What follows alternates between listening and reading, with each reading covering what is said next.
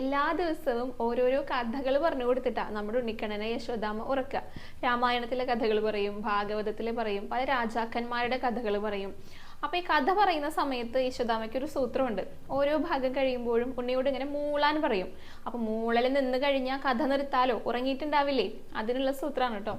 അങ്ങനെ ഇന്നും കഥ പറഞ്ഞു കൊടുക്കുകയാണ്. രാമായണത്തിലെ കഥയാണ് വിസ്തരിച്ച് പറയണത് കേട്ടോ. അങ്ങനെ പറയാണ്, അയോധ്യയിലെ ദശരഥൻ എന്ന പേരുള്ള ഒരു രാജാവ് ഉണ്ടായിരുന്നു എന്ന് പറഞ്ഞിട്ട് നമ്മുടെ കണ്ണൻ മൂളുന്നുണ്ട് കേട്ടോ.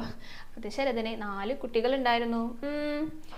ശ്രീരാമനെന്നും ലക്ഷ്മണനെന്നും ഭരതനെന്നും ശത്രുഘ്നെന്നുമാണ് അവരുടെ പേര് എന്ന് പറഞ്ഞിട്ട് മൂളുന്നുണ്ട്. അങ്ങനെ അച്ഛൻ്റെ വാക്ക് സത്യമാക്കാൻ വേണ്ടിയിട്ട് അവര് ശ്രീരാമനും ലക്ഷ്മണനും സീതയും കൂടെ വനവാസത്തിന് പുറപ്പെട്ടു എന്ന് മൂളുന്നുണ്ട്.